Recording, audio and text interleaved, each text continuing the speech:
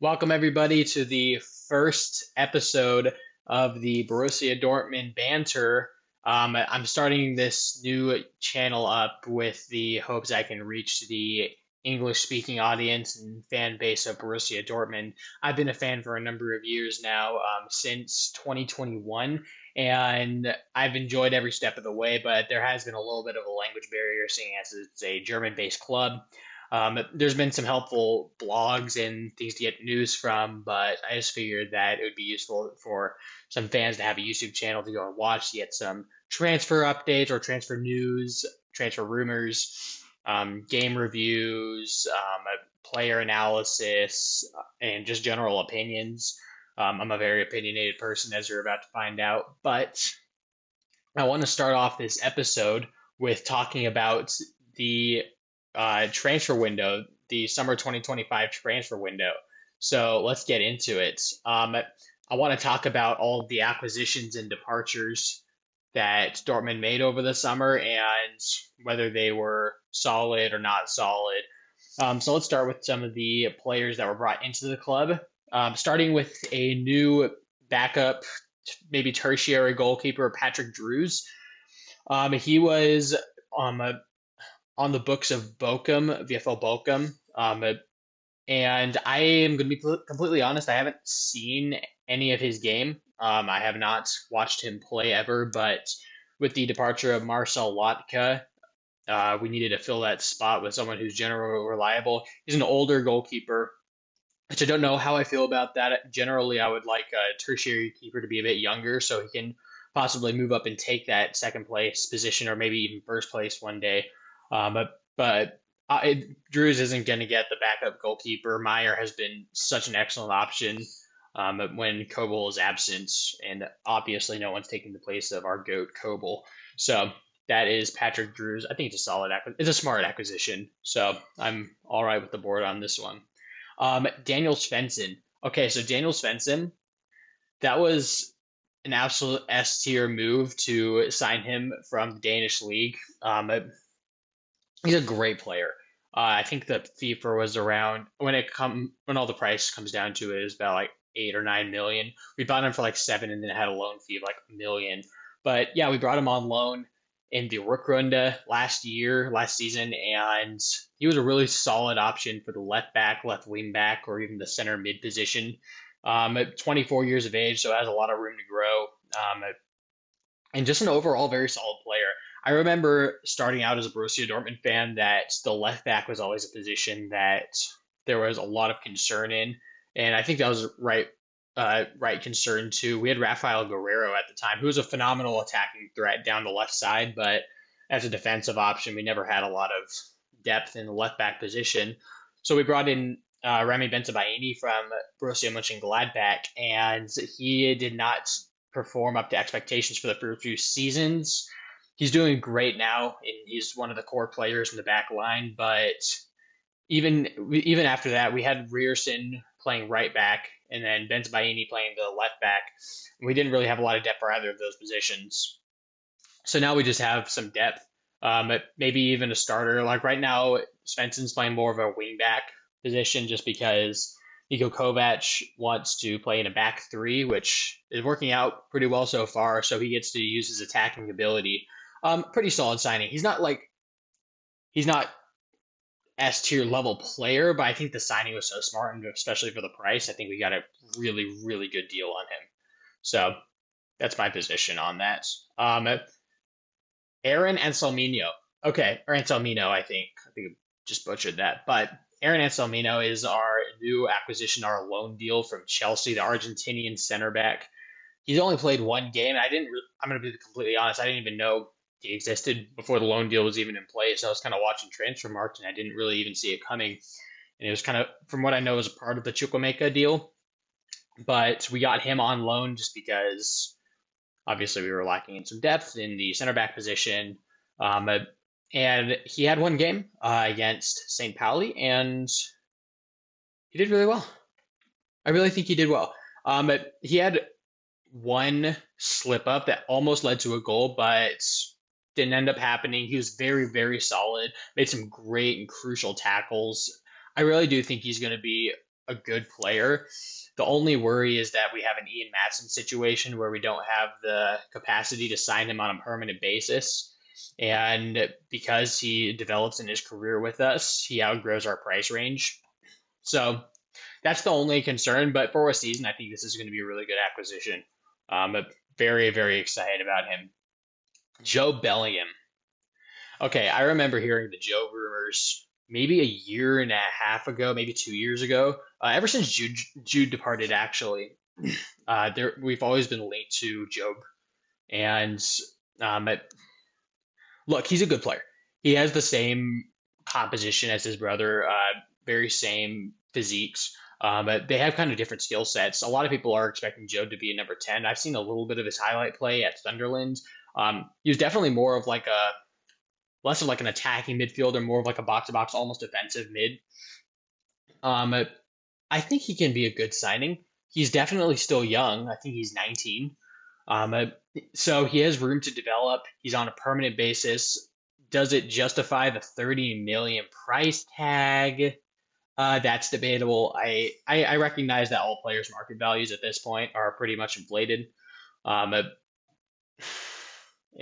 it's kind of ridiculous at this point. Dortmund keeps wanting. They never want to cross that 30 million euro barrier. Um, uh, it's going to happen one of these days, or maybe the Dortmund board just crash out and we just like cease to exist as a club. That could happen. The 30 million is kind of a rule. It's not really guidelines. Anyway, going back to Job. His first few games have not during the Club World Cup. So the Club World Cup was where he made his professional debut for Dortmund, and he had a pretty solid tournament actually. Obviously, he got suspended for the last match against Real Madrid, and I think he could have helped there. Also, it would have been really cool to see Jude play Job in that game. But look, in the Club World Cup, he had some very solid performances. Got a goal, I think. And overall, I think he's going to be a solid player. He just needs to grow into the role. Does he take the position if we're arguing for Gross over Gross? I don't think he takes it over Gross. Um, I think he can grow into the role. I think he just needs to find his feet, start getting some game time, and then show us what he can do. And I'm pretty excited about it. Having another Bellingham at the club is kind of nice to see. Carney Chukwuemeka. Okay, okay. Carney Chukwuemeka was one of my favorite players to watch because we don't. The thing about Dortmund, ever since we sold Hollins, Jude, and then we sold Gittins, who is almost the guy, but we always had a guy. Always had a guy who had some dazzling footwork, like Sancho, before he got sold to United, obviously. Someone like Pulisic, Hollins, Bellingham, just a standout player, someone who's not afraid to go and do something fancy, not afraid to go try to catch the eye. It was under Edin Terzic that he kind of took out all the flair in Dortmund's gameplay, wanted more effective than showy and flashy football. But we kind of lost something about Dortmund after that. We kind of lost that heavy metal football aspect we had from Klopp, and that's kind of been part of our club identity for a long time, just looking back at those games.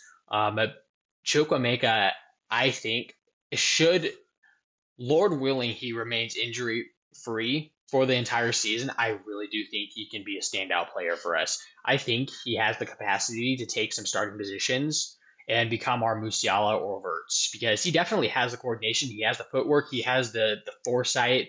I remember watching that game against Hoffenheim last season where he was just bullying all of the midfielders and tripping them up, breaking their ankles. It was so fun to see. And you just don't see that often in Dortmund. You try to find, penetrating passes sometimes, but a lot of the times it's build up play from the back, which is not the most exciting, but if it gets results, I don't mind. But I think Chukwuemeka will bring a little bit of flair and pizzazz that we've been missing for a little while at Dortmund. So great signing. It's probably my favorite signing out of all of them, actually. And finally, with Fabio Silva. So Fabio Silva is going to be our backup striker option to Sergio Girassi, who is the absolute GOAT. Never doubted him whatsoever. Signed him from Stuttgart, 18 million. What a steal. What a steal from Stuttgart. But obviously he's getting a little bit older, so we got a little bit of a younger striker who can grow into his role. His statistics haven't totally impressed me. I've heard good things about him, that he could be a good option. Obviously, he's not a star-studded youngster. He's 23, I believe. I think he could be decent. I think he could be decent, like maybe comparable to like a super sub, like Paco Alcácer, I guess. I really don't think there's going to be too much hype around him. I could be proven wrong, but I think he's just going to be a good squad player for us for a couple of years to come. So those are all of our acquisitions, and those are some pretty exciting names that we're reading off. Now, obviously, there have been some departures from the club, and we'll get into those right now. Starting with Jamie Bino Gittins, Jamie Gittins now, as he likes to be referred to. A standout player last season in the Hinrunde. Kind of fell off in performances in the second half of the season. I don't entirely blame him for that. Under Niko Kovac, he kind of lost the true winger position because he plays with like a double striker, and he just didn't really have room to grow because he had more defensive duties under Kovac, which we needed. We needed more defensive stability because we were conceding goals left and right. We were made of Swiss cheese at the back, but yeah, he did have a little bit of that pizzazz and flair, which was so fun to see. That game, I'll forever remember that game against Bayern in the Hinrunde, where he absolutely bullied Konrad Leimer and just schooled everybody. It was so fun to watch. I was watching that with my friends, and I remember him getting past Leimer, and I stood up and started yelling at the TV, and I woke up my brother who was napping. So that was, and then he scored, and it was just, I went ballistic. So it was very good, fond memories of Jamie Gittins. I hope he does well at Chelsea. I don't know if he's going to. They signed him with a lot of hype. Was he worth like the 65? I think it was 65 million we sold him for. Remains to be seen. He could be a great player one day. I don't doubt that. His dribbling is immaculate. So we'll see. All the best. All the best to Jamie Gittins. Gio Reyna. Gio Reyna. Gio Reyna is the tragic story. Is a tragic story at Borussia Dortmund. He had all the promise to be a phenomenal player. Had some great moments. I remember 22-23 season on the title charge. We were trying to get ourselves out of fifth place. I remember when fifth place was a horrible season for Dortmund. Don't get me started with 11th last season. Ugh. That's horrible. No, Gio Reyna was a super sub. He was scoring goals for fun in like the last minute just because he could. He was so great. Unfortunately, he was obviously hindered by a lot of injuries, some inconsistent performances, and it just didn't work out. Didn't work out like it did with Pulisic, and I still think he's a good player. I think he's solid for the men's national team. As a U.S. soccer fan, I really hope he finds his resurgence at Gladbach. He's partnered with Joe Scally, his longtime friend now. And listen, I just wish all the best to Reyna. I hope he becomes one of the best players in U.S. history. Is that going to happen at this rate? Remains to be seen. We'll see how he does at Gladbach. But in terms of his career at Dortmund, there was some left wanting. So that's Gio Reyna. Koulibaly. Has he ever been very important? Not really. I'm pretty sure we acquired him from PSG, like the PSG Academy. I think he only had a handful of senior debuts or like senior games. I don't think anybody cares. He's at Monaco, I think. I think he went to Monaco, somewhere in the French division. I hope he does well. Again, no hard feelings. It's just like he wasn't breaking into the team, especially with the likes of like Nico Schlotterbeck, Valdemar Anton, Chen, for whatever reason, wanting to be good as a center back. So we had kind of had the position covered, so it's understandable he wanted to leave. Youssoufa Moukoko. So this one's almost a tragedy, but I think this is what he needed personally. I think he couldn't stay in Dortmund anymore. We really saw the true side of Youssoufa Moukoko during the first half of the season of the 22-23 season. We had freshly signed Sebastian Haller from PSG Eindhoven, I believe, or maybe it's Ajax. Maybe it's Ajax. Anyway,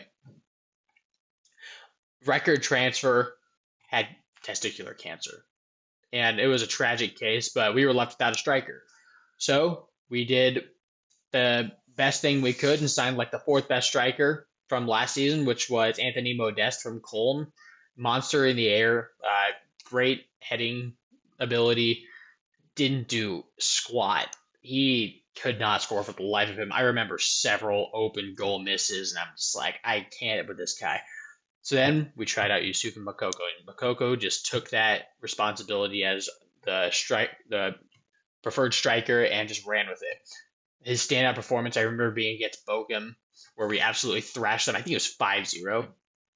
He did great. He was just phenomenal. And then I can't remember if he got injured or if he just got some inconsistent performances, but at one point he just fell out of favor. Um, Haller got recovered and started playing in the second half of the season towards the end, um, and he just wasn't the priority striker anymore. And obviously he was on loan last season. It wasn't a successful loan spell from what I understand and stat wise, but he just needed to get out. Like I think he is going to be a great striker. I think he definitely has the ability. He has the shooting ability. Um, he just needs to get out of Dortmund's shadow. He's just not going to get game time. So I wish him all the best. He's not particularly useful to us at this stage. All right, Marcel Lotka.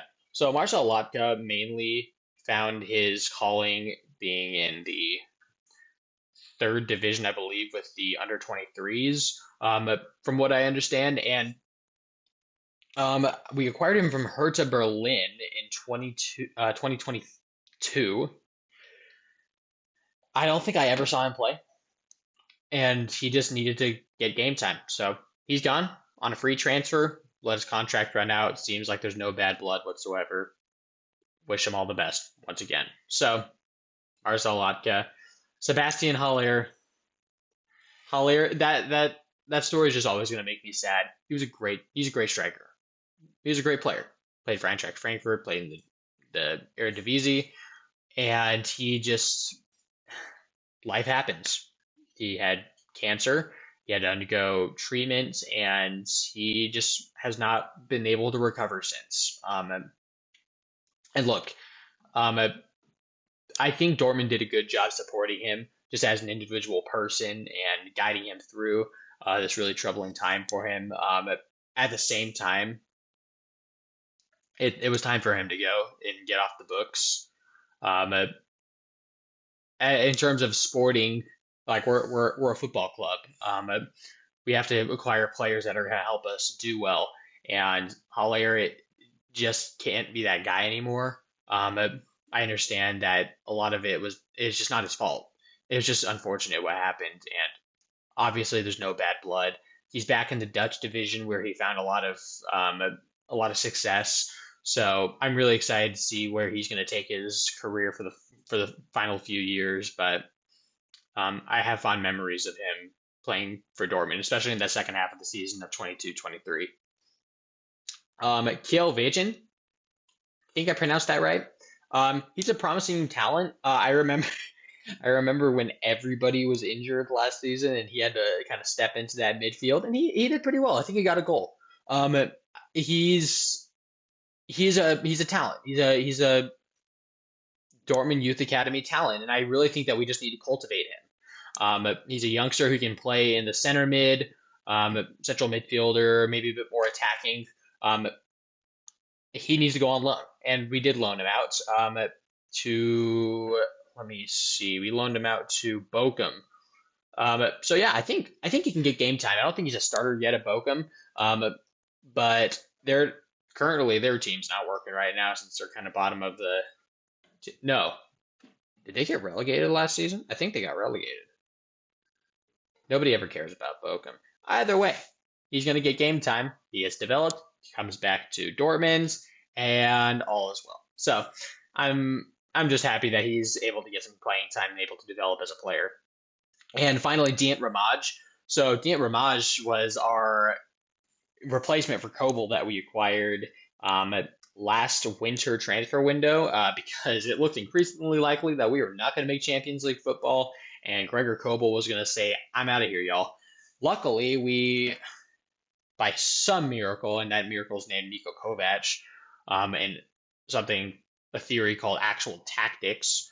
Uh, those were employed. We made it to the fourth place on the final match day, and all is well. Kobel loves the club. I don't think he ever wanted to leave. It's just, it's not good for a player to get not get Champions League football, especially for someone of his skill level. It's just a phenomenal keeper. But that did leave Dean Ramage in a sticky situation. From what I know of him, he's kind of a bit of a hothead. I think he went on an interview and called himself the greatest goalkeeper of his generation. Okay. I mean, just prove it. I'd love to have the greatest goalkeeper of his generation at my club. So he's on loan at Heidenheim now. Let's see what he does. I think he's going to be a good keeper, and eventually, if Kobel leaves, I'm hoping Kobel doesn't like ever leave, and he just kind of stays out the career. We need some loyal players. We need some good players for our fan base to be able to watch for a long time and say, I remember as a kid, Kobel was here, and he's still here. I want Kobel to be that guy, but if it ends up not happening, we have Ramage, who is a talent, and I'm looking forward to see what he does at Heidenheim, just to kind of gauge what the future looks like for Dortmund. Anyway, that's the summer transfer window all wrapped up. So if you liked the video and liked the analysis, I would please ask you to subscribe to the channel as we're trying to grow. This is baby stages right now. If you would consider liking the video and maybe commenting so I get to meet some of you guys, I am really looking forward to it. So that's all from me now, and I hope you guys have a great day. Bye.